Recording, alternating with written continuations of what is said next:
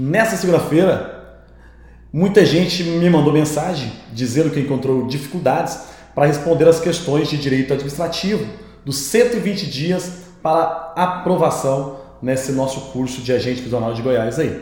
Então o que eu vou fazer? Vou corrigir com vocês as questões de direito administrativo para poder aí auxiliá-los na obtenção de melhor resultado. Lembrando, são 8 questões de direito administrativo, 40% do tempo de estudos que você tem disponível. Aqui está material em PDF para você fazer download e aqui as questões. Vamos lá? Vamos lá diretamente a elas. Sobre a administração pública, analise os itens a seguir. Não existem órgãos unitários na administração pública. É errado, tá bem? Porque existem órgãos unitários, são aqueles órgãos que não possuem divisão interna, compostos por apenas um agente público. Então, sim, existem, o item 1 está errado. 2. Item 2, aqui ó. O fenômeno da desconcentração administrativa resulta na estruturação da administração em diversos órgãos. Desconcentrar significa dividir órgãos ou criar novos órgãos dentro da estrutura de organização da administração pública. O item 2 está correto e lembrando, viu? É diferente de descentralização, pois a descentralização consiste em criar entidades, tá bom? Olha o item 3 agora. Item 3.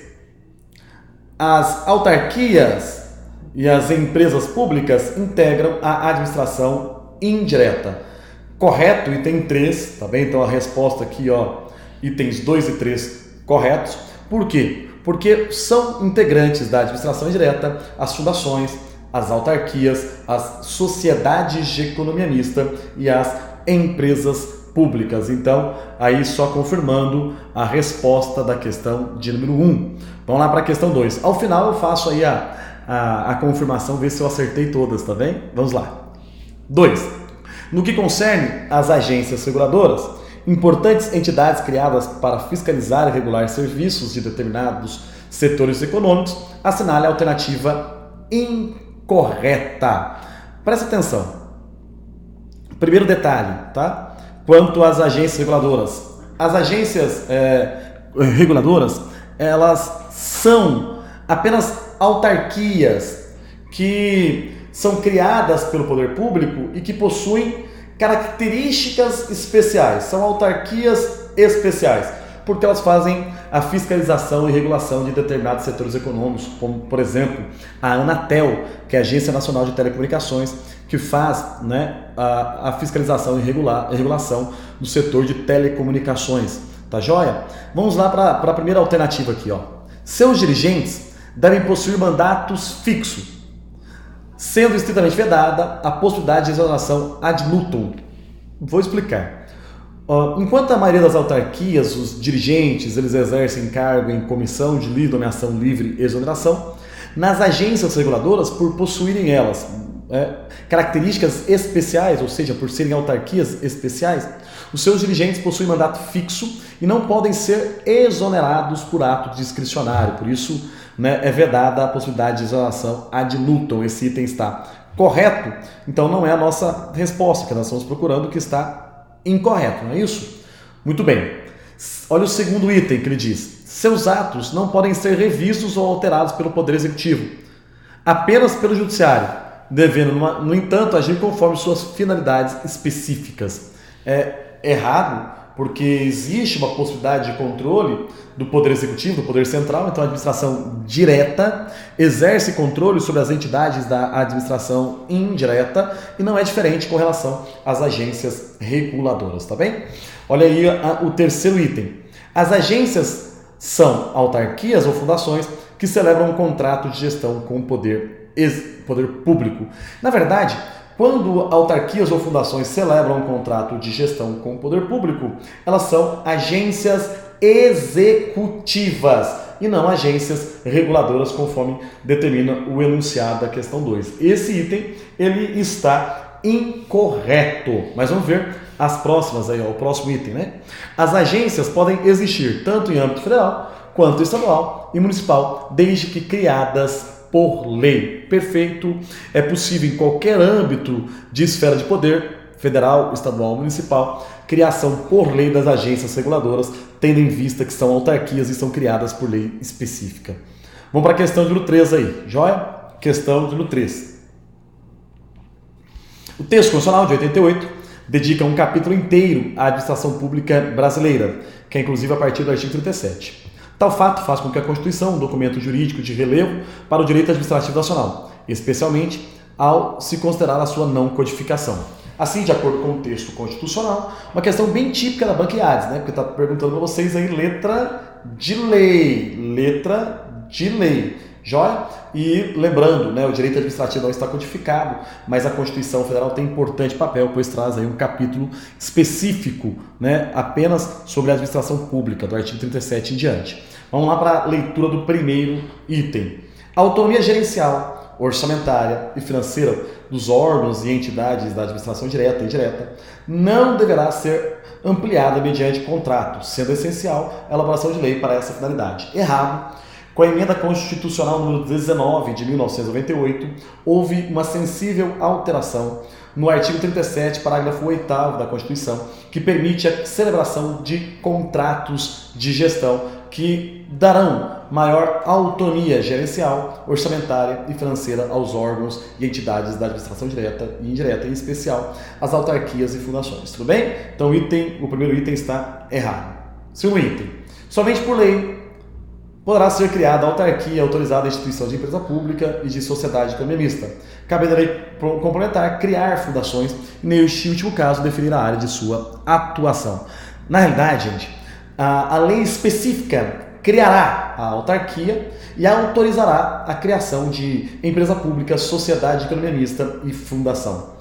A lei complementar, neste último caso, no caso das fundações, apenas irá definir a área de atuação. O erro é dizendo aí que a lei complementar cria fundação, quando na verdade o artigo 37, inciso 19 da Constituição, diz que a fundação pública terá sua criação autorizada por lei específica.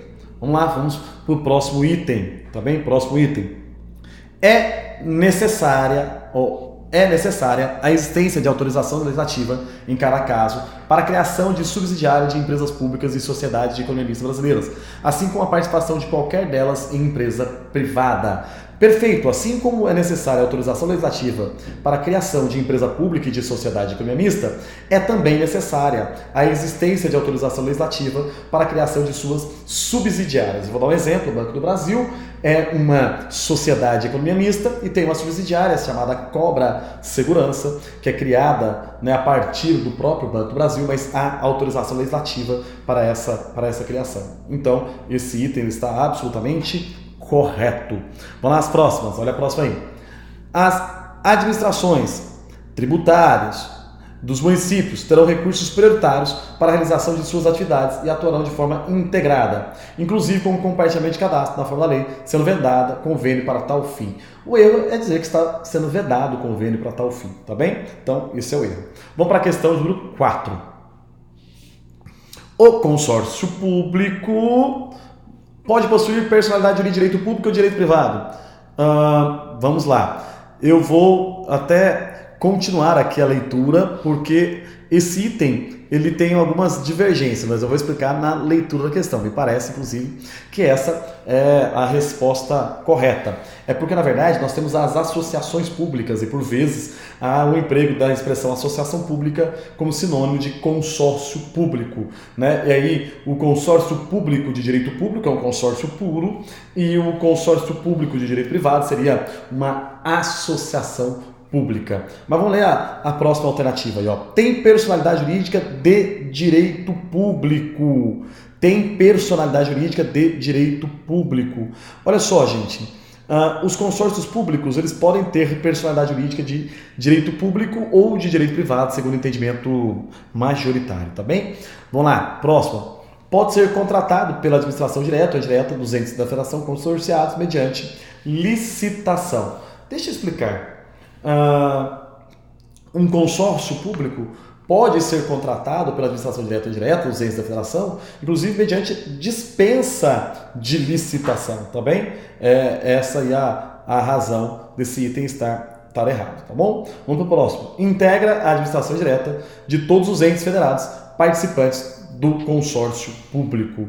Olha só, integra a administração direta, não, ela integra a administração indireta de todos os entes federados participantes do consórcio público. Eu acho que muita gente deve ter ficado em dúvida aqui entre ter personalidade de direito público e essa primeira, mas eu alego a primeira porque é o entendimento doutrinário majoritário, tá bom? Vamos lá, questão 5. Com relação à autarquia, é correto afirmar: a autarquia tem competência e atribuições próprias do Estado, em razão do regime jurídico administrativo ao qual está sujeita. Perfeita. Já porque a autarquia ela está submetida a um regime jurídico administrativo em razão de ser uma pessoa jurídica de direito público e ela realmente exerce competências e atribuições próprias do poder público, portanto próprias do Estado. Me parece essa a alternativa correta. Deixa eu ver as próximas. A autarquia pode ser criada por testamento, havendo designação específica do seu patrimônio. Não, a autarquia é criada somente por lei específica, tá bom? Artigo 37, inciso 19. Próximo aí, ó. A situação da autarquia ser pessoa jurídica de direito privado? Nunca. A autarquia é sempre pessoa jurídica de direito público. A criação da autarquia envolve desconcentração do poder. Na verdade, é descentralização, porque é a criação de novas entidades. Ao meu ver, essa alternativa, então, a primeira alternativa é a resposta correta da questão de número 5. Vamos lá. 6. Questão 6. A organização administrativa descentralizada tem como característica inerente ao modelo... Olha aí. Vamos lá para descentralização. Descentralização é a criação de novas entidades, né, integrantes da administração indireta. Vamos lá. O estabelecimento de estruturas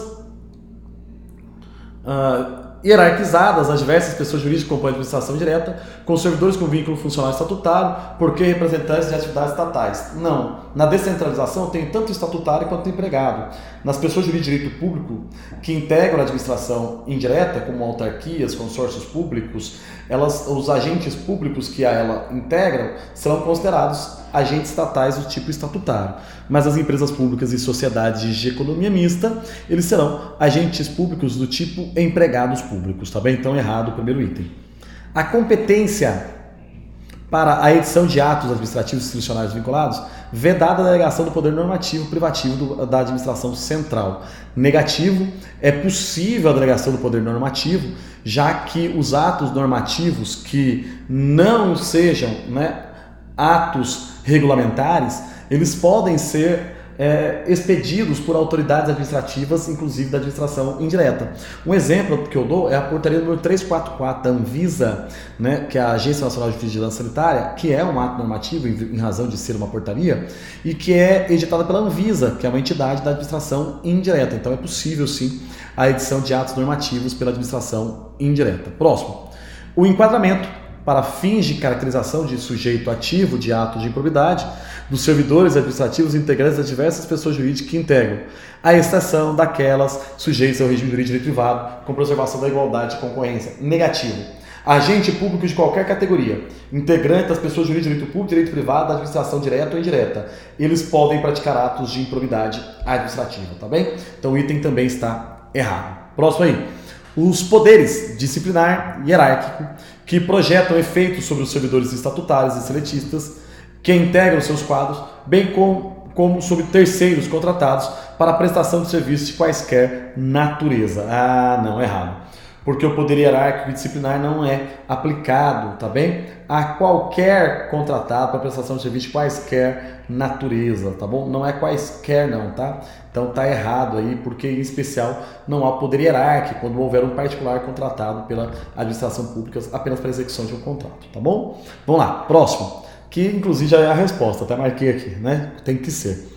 A criação de pessoas jurídicas integrantes da administração direta, variados os regimes jurídicos que sujeito pode ser público ou privado, mas mais comum entre elas a obrigatoriedade de submissão ao concurso público para contratação de empregados públicos. Perfeito, quando forem empregados públicos, haverá como item comum realmente a exigência do concurso público.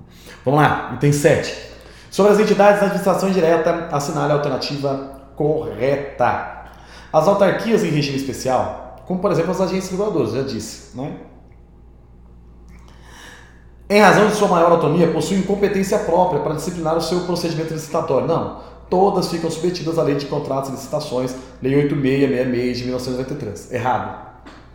As agências executivas, em razão das características conferidas pelo contrato de gestão, então, olha só, possuem prerrogativa de efetuar dispensa de licitação em valores superiores ao padrão da Lei 866 de 1993. Perfeito, porque as agências executivas, quando celebram um contrato de gestão, ganham maior autonomia, entre elas a possibilidade, a prerrogativa de efetuar dispensa de licitação em valores superiores ao padrão da Lei de Contratos e Licitação, tá bom? Vamos lá para a próxima. Nos termos da legislação em vigor, em razão da semelhança de regimes jurídicos, é pacífico o entendimento da possibilidade de aplicação da lei de falências às empresas estatais. Muito pelo contrário, tá bem? A jurisprudência hoje, inclusive, se firma no entendimento de que é impossível a aplicação da lei de falência às empresas estatais. As fundações governamentais de direito privado, por conta... As fundações governamentais de direito privado, só marcando aqui, né? Me parece que essa aqui é a resposta correta, mas deixa eu ver aqui. As fundações governamentais de direito privado, por conta do regime híbrido, usufruem dos benefícios concedidos à fazenda pública no que tange às regras processuais.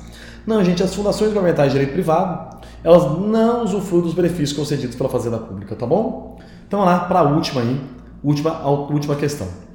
A respeito da desconcentração, é correto afirmar que consiste na administração direta, deslocar, distribuir ou transferir a prestação de serviço para a administração indireta. Direta para indireta, isso não é desconcentração, isso é descentralização. O primeiro item está errado.